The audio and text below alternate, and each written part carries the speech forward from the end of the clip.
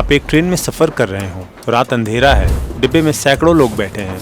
अचानक दरवाजे टूटते हैं और 40 हथियारबंद डकैत घुस आते हैं। हर कोई सहमा हुआ है, कोई हिम्मत नहीं करता आवाज उठाने की। लेकिन ठीक उसी पल एक आदमी खड़ा होता है। हथियार बस एक छोटी सी खुखरी, गोरखा की परंपरा का प्रतीक, और फिर वो अकेला भिड़ जाता है उन 40 से। ये कहानी है विष्णु प्रसाद श्रेष्ठ की, वो गोरखा जिसने एक ट्रेन को आतंक से बचा लिया और दुनिया को दिखाया कि असली बहादुरी किसे कहते हैं। Welcome to in a call.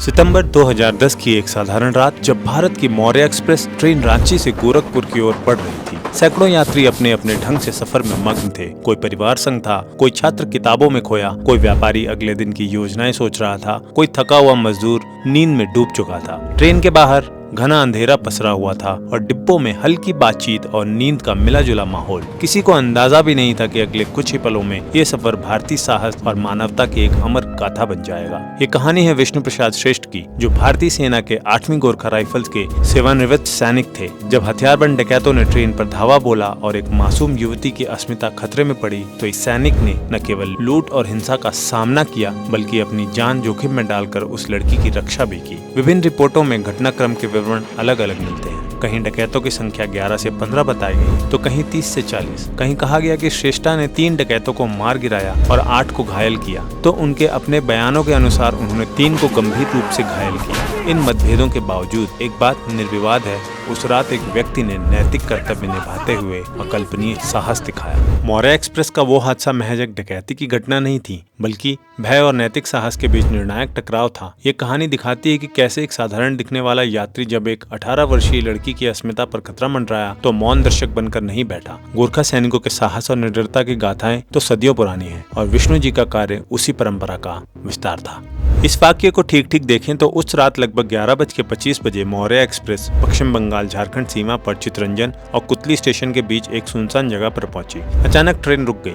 कुछ रिपोर्टों में कहा गया कि डकैतों ने वैक्यूम नली अलग की थी, तो कुछ में जिक्र है कि उन्होंने चेन खींची। इसके तुरंत बाद खिड़कियां टूटने की आवाजें गूंजी और 30 से 40 हथियारबंद डकैत डिब्बे में घुस आए। उनके हाथों में चाकू, खंजर, देसी कट्टे थे। उन्होंने यात्रियों पर आतंक फैला दिया। उनसे नकदी, गहने, मोबाइल, घड़ियां, लैपटॉप सब कुछ छीन लिया। यात्रियों के लिए ये एक साधारण डकैती जैसा लग रहा था, लेकिन कुछ ही पलों में परिस्थितियां कहीं अधिक भयानक हो गई। डकैतों ने एक 18 वर्षीय लड़की को पकड़ लिया, जो अपने माता पिता के साथ यात्रा कर रही थी। उन्होंने उसके कानों से झुमके खींचे और उसे घसीट कर ले जाने लगे। लड़की चीख रही थी, उसके माता पिता रो रो कर गिड़गिड़ा रहे थे और पूरा डब्बा डर से जकड़ा हुआ था। कुछ शुरुआती रिपोर्टों में ये भी कहा गया कि डकैतों ने एक 8 वर्षीय बच्ची और उसकी मां से गहने छीनने की कोशिश की, परंतु सबसे व्यापक रूप से स्वीकार्य विवरण यही है कि डकैत एक युवती को अपना निशाना बना रहे थे। इसी डिब्बे में विष्णु प्रसाद श्रेष्ठ भी थे। वे सो रहे थे। शुरू में उन्होंने सोचा कि जैसे अन्य यात्री वे भी चुपचाप अपना सामान दे देंगे, लेकिन जैसे ही उन्होंने युवती की चीख सुनी, उनके भीतर का सैनिक जाग उठा। उनके लिए यह घटना महज डकैती नहीं थी, बल्कि एक महिला के सम्मान और जीवन पर सीधा हमला था।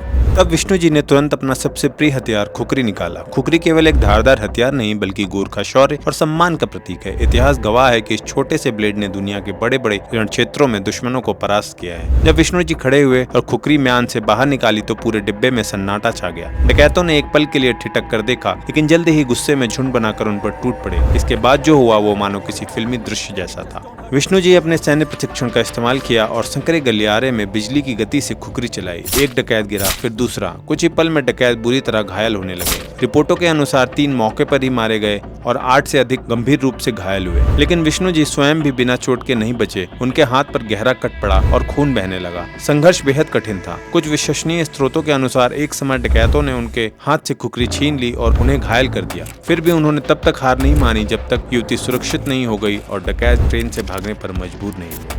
विष्णु प्रसाद श्रेष्ठ घटना के समय लगभग 35 वर्ष के थे। वे 7वीं बटालियन और 8वीं गोरखा राइफल्स में राइफलमैन रहे थे। उनकी सेनानिवृत्ति की स्थिति पर रिपोर्टों में मतभेद है। कुछ उन्हें हाल ही में सेनानिवृत्त बताते हैं, तो कुछ के अनुसार वे सक्रिय सेवा में थे। परंतु इस विवाद से परे उनके कार्य ने उन्हें अमर कर दिया। खुखरी उनके लिए केवल हथियार नहीं थी, उनकी पहचान, उनके लोकाचार और उनके नैतिक सिद्धांतों का प्रतीक थी। गोरखा आदर्श कहता है, कायर होने से मरना बेहतर है। इस दर्शन को उन्होंने उस रात अपने खून से जी कर दिखाया। जब लड़की के माता पिता ने उन्हें इनाम की पेशकश की, तो विष्णु जी ने मना कर दिया। उनका कहना था, युद्ध में दुश्मन से लड़ना मेरा सैनिक धर्म है और ट्रेन में ठगों से लड़ना मेरा इंसान होने का कर्तव्य। ये कथन उनकी वीरता को और भी गहरी मानवीय परत देता है। समय के साथ इस घटना की कहानी कई कई रूपों में कही गई। कहीं डकैतों की संख्या 11 से 15 बताई गई, कहीं 30 से 40। कहीं कहा गया कि उन्होंने 3 को मार गिराया, कहीं केवल गंभीर रूप से घायल होने या करने की बात सामने आई। लोकप्रिय कथाओं में उन्हें एक अजय नायक दिखाया गया, जबकि विश्वसनीय स्रोत बताते हैं कि वे घायल होकर गिर भी पड़े थे। फिर भी उनकी असली जीत ये नहीं थी कि उन्होंने कितने डकैतों को हराया, उनकी असली जीत ये थी कि उन्होंने डर के बावजूद खड़े होकर उस युवती की रक्षा की। जब ट्रेन चितरंजन स्टेशन पहुंची तो पुलिस ने 6 डकैतों को गिरफ्तार किया।